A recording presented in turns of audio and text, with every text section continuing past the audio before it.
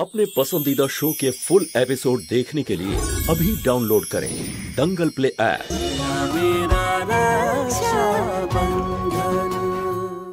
পেছন থেকে আক্রমণ করা কাপুরুষের লক্ষণ বুঝতে পারছিস?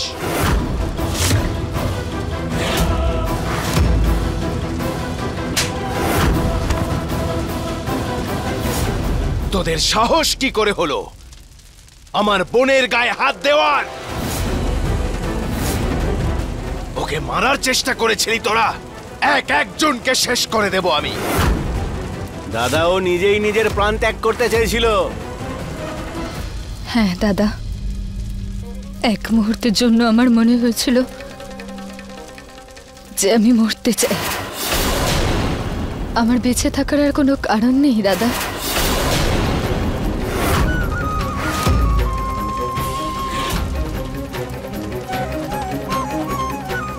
শুনলে, মরে যাওয়ার সিদ্ধান্ত নিজেরই ছিল, কারণ তুমি না বুঝতে পারলেও ও বুঝতে পেরেছে যে ও কত বড় পাপ কাজ করেছে। এই গ্রামের ভালোর জন্য ওকে মরতে হবে, নয়তো এই গ্রাম বরবাদ হয়ে যাবে। কি ভাই সব?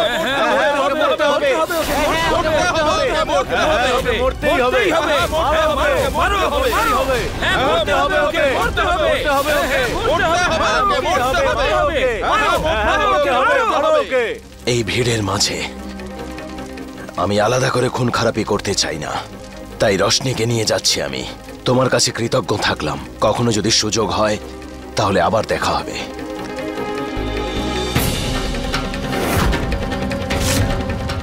রশনি পালা, পালা রশনি। এই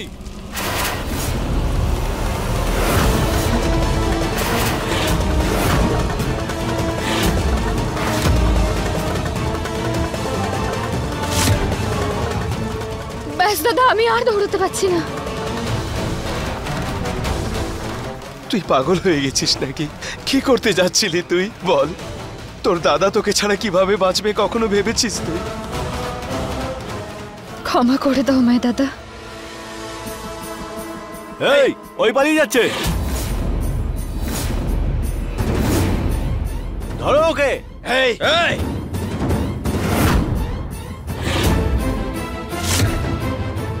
এক পা যদি এগোও না, তাহলে আমার থেকে খারাপ আর কেউ হবে না।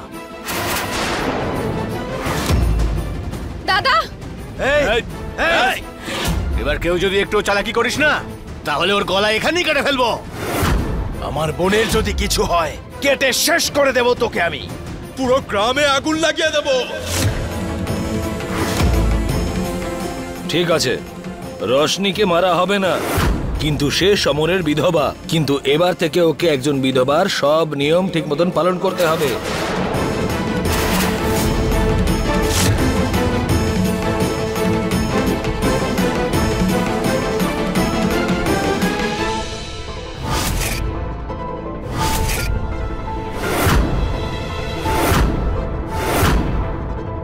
এখন থেকে এই রোশনিকে একজন বিধবার মতো বাঁচতে হবে। না থাকবে মাথায় চুল, আর না থাকবে পায়ে চটি। মাটিতেই বসবে, মাটিতেই শোবে, আর শাড়ি হিসেবে শুধু সাদা শাড়ি পরতে পারবে।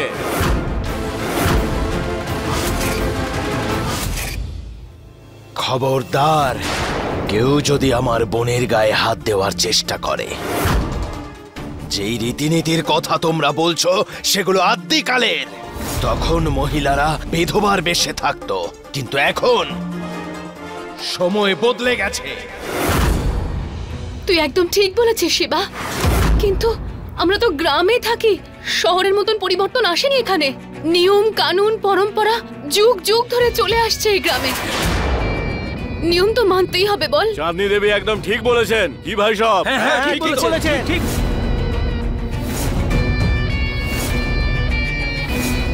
শিবা, পৃথিবী বদলে যেতে পারে, কিন্তু এই নিয়ম, এই আচার কোনোদিন বদলাবে না। আমি মানি না এই নোংরা কুসংস্কারকে, যা একটা মানুষের বেঁচে থাকার অধিকার কেড়ে নেয়। তোর মানা না মানাতে কি যায় আসে? এটা এই গ্রামের চিরাচরিত প্রথা। যদি এখানে থাকতে হয় তাহলে নিয়ম কানুন মানতেই হবে। তুই এই গ্রামের প্রাক্তন প্রধান উমেদ প্রতাপ সিং এর ছেলে, আর নিয়ম আর প্রথা উনিও কিন্তু পালন করতেন শিবা। কেন তোমরা ওর সাথে এরকম করছো? আচ্ছা, একজন মানুষও কি এই শাস্তি পায় যখন সে তার স্ত্রীকে হারিয়ে ফেলে? পায় না তো। তাহলে ওর সাথে কেন? রশনির বিধবা হওয়ার পেছনে রশনির কোনো ভুল নেই। ভাগ্যের পরিহাসে ওর এই অবস্থা। সমরের মৃত্যু যে কতটা দুর্ভাগ্যের তা আমি জানি। আর তার ওপর আপনারা ওকে এমন একটা শাস্তির জীবন কাটাতে বলছেন। এমন করবেন না। এই শিবার ওর স্ত্রীর বিচার ভবিষ্যতে আমাদের বাচ্চাদের ক্ষতি করবে। এই গ্রাম আর গ্রামবাসীদের জন্য বিপদ। যদি এরা এই গ্রামে থাকে তাহলে এই গ্রাম, আমাদের সম্মান নষ্ট হয়ে যাবে। কেউ আর আমাদের গ্রামে মেয়ের বিয়ে দেবে না। ওদের দুজনকে এই গ্রাম থেকে তাড়াতেই হবে। কি ভাই সব? হ্যাঁ, তাড়াতেই হবে, তাড়াতেই হবে। হ্যাঁ, তাড়াতেই হবে। এই গ্রাম থেকে তাড়াতেই হবে। যেতেই হবে, করতে হবে।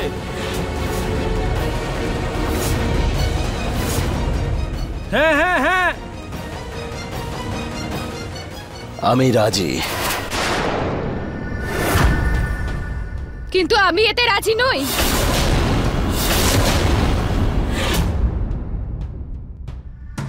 তুমি যে ত্যাগটা করতে যাচ্ছ না দাদা, তাতে কিচ্ছু হবে না। এই জন্যই আমি সিদ্ধান্ত নিয়েছি, আমি গ্রামের লোকেদের ইচ্ছানুসারে আমি একজন বিধবার জীবন কাটাতে রাজি আছি দাদা।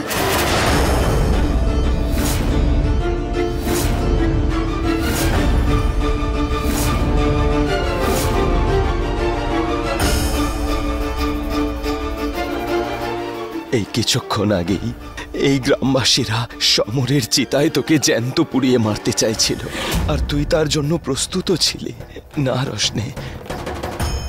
আমি তোকে এই গ্রামবাসীদের কুসংস্কার হতে দেব না। আমি তোমার কাছে হাত জোড় করছি দাদা। ব্যাস রোশনি, আমি প্রথমেই আমার বাচ্চার স্বামীকে হারিয়ে ফেলেছি। এবার যদি আমার দাদা আর তার ভবিষ্যৎ এভাবে নষ্ট হয়ে যায়, সেটা আমি দেখতে পারবো না। চল এখান থেকে। না দাদা, তোমাকে আবার দিব্যি, এবার তুমি আমার মরা মুখ দেখবে।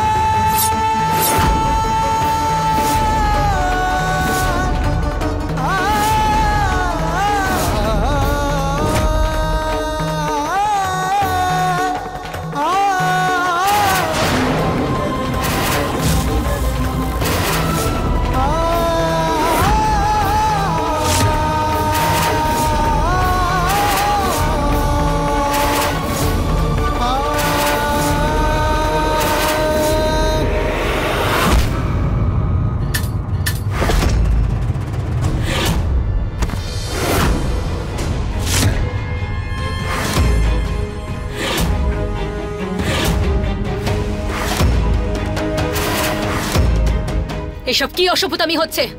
দেখতে পাচ্ছ না এখানে পুজোর বিধি শুরু হয়ে গেছে?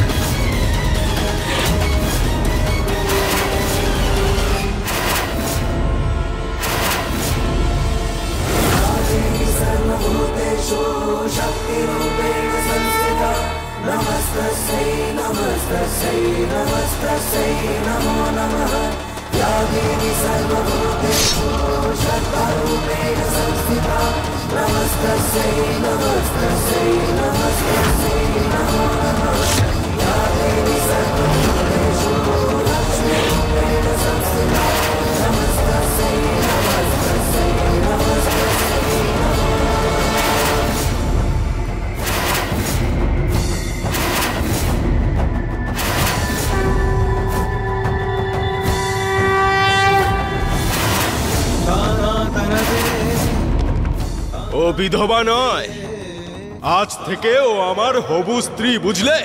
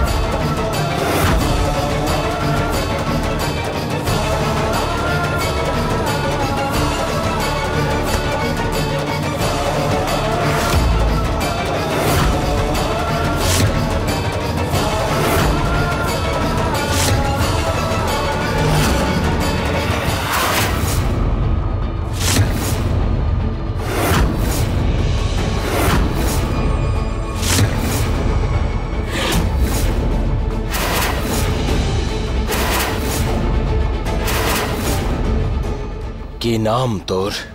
মা অর্জুন বলে ডাকে আমায়। কে তুই? কোত্থেকে এসেছিস? একজন অপরিচিত হয়ে এই কাজ কেন করলি তুই?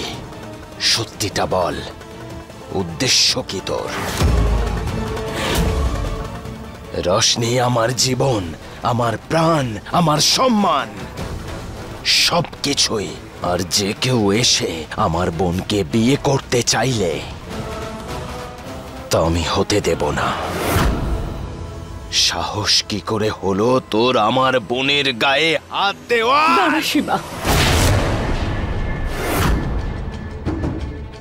এই ছেলেটা যা করেছে আমাদের রোশনির জীবন যাতে নরক না হয়ে যায় তার জন্যই করেছে।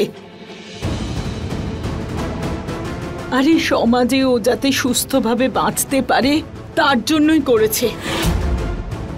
সিঁথিতে যখন সিঁদুর পরিয়েই দিয়েছে তখন আর তো কিছু করার নেই।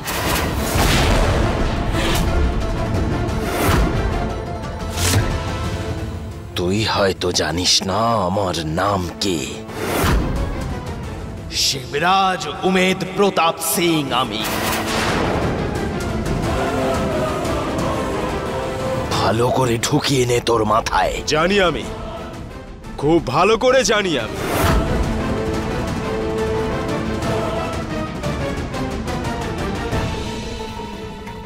কে এই ছেলেটা?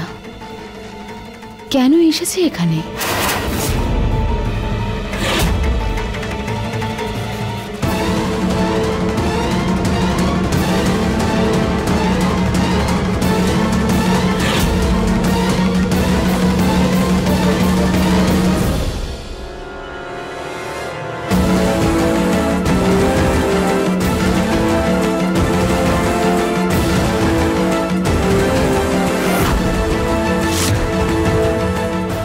সমরবাবু,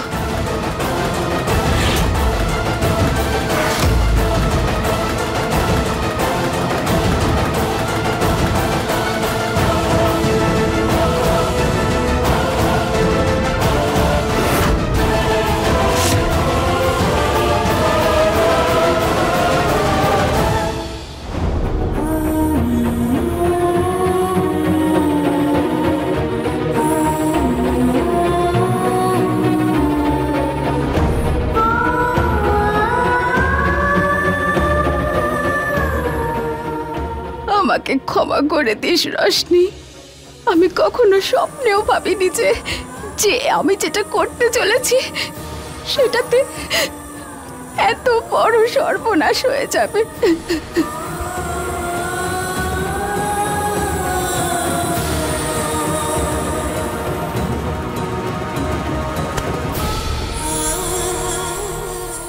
তুমি যাও এখান থেকে।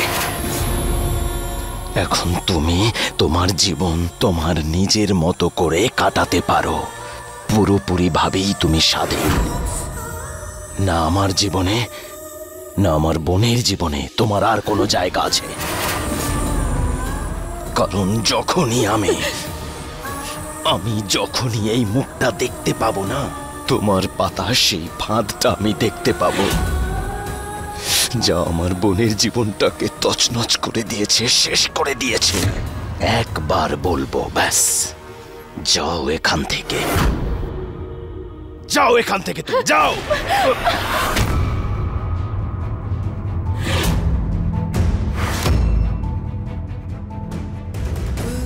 শিবা, আমাকে ক্ষমা করে দাও।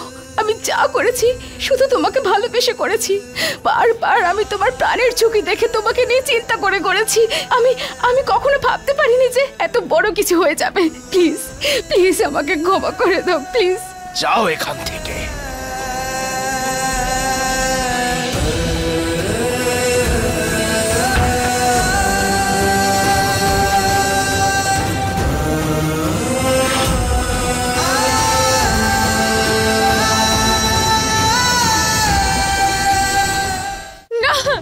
রোশনি,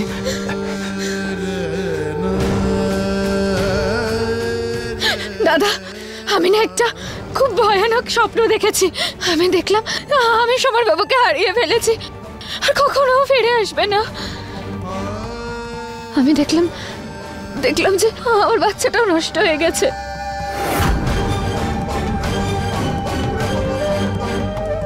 দাদা, ওটা স্বপ্নই ছিল না? বলো না দাদা, সমর বাবু কোথায়? ওনাকে ডাকো না, আমি দেখতে চাই ওনাকে।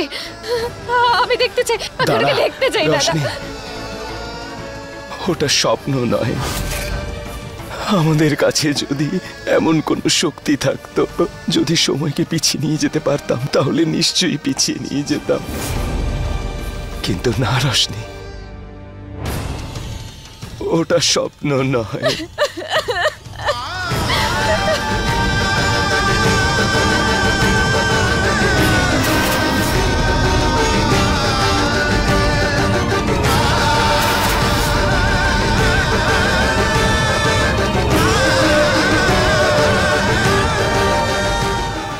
আরে সিঁদুরটা, এই সিঁদুর তোর সিঁথিতে যে দিয়েছে তার নাম অর্জুন। না না দাদা, না না, আমি শুধু সমর বাবুকেই আমার স্বামী বলে মানি। আমি আমার সমর বাবুর জায়গা অন্য কাউকে দিতে পারবো না। আর তুমিও এটা কি করে হতে দিলে? সমর বাবু আমার মনে, আমার আত্মায় মিশে আছে দাদা। না, এখন আমি আমার স্বামী, আমার বাচ্চা হারিয়েছি। তোমরা ভাবলে কি করে যে আমি অন্য একজনের সাথে আমার নতুন জীবন শুরু করব? এবার কি আমার নিজের মতো থাকা, নিজের মতো বাঁচার অধিকার নেই দাদা? না, আমি যতদিন বাঁচবো না দাদা, সমর বাবুর স্ত্রী হয়েই বাঁচবো আমি, কিন্তু অন্য কারণ নয়, অন্য কারণ নয়। আমার তো এখনো কতটাই শুকোয়নি। ওই লোকটা কে আমাকে সিঁদুর পরানোর? রোশনি, আমি বুঝতে পারছি। আর আমিও ওই অপরিচিত লোকটার সাথে সম্পর্কটা মেনে নিতে পারিনি রে। ওই লোকটা যা করেছে না, তোর সম্মান বাঁচানোর জন্য করেছে রোশনি। তুই শুধু এটা ভাব যে ওই আগন্তুক একজন দূত হয়ে এসেছিল আর তোর জীবনটা বাঁচিয়ে চলে গেছে। আর রোশনি, আমি তোকে কথা দিচ্ছি, ওই আগন্তুকের সাথে তোকে সম্পর্ক রাখার জন্য কখনো জোর করব না। আমার কাছে তোর খুশিটাই সব রোশনি। আমি জানি সমরকে ভুলে যাওয়া তোর কাছে খুব কষ্টের, কিন্তু তুই একা নয়, তোর দাদা আছে তোর সাথে। আমরা দুজনে মিলে একসাথে সমরের কষ্টটা ভাগ করে নেব। আর আজ থেকে তোর দাদাও একটা নতুন জীবন শুরু করতে চলেছে। আজ থেকে আমার জীবনের একটাই উদ্দেশ্য, আমার বোনের খুশি।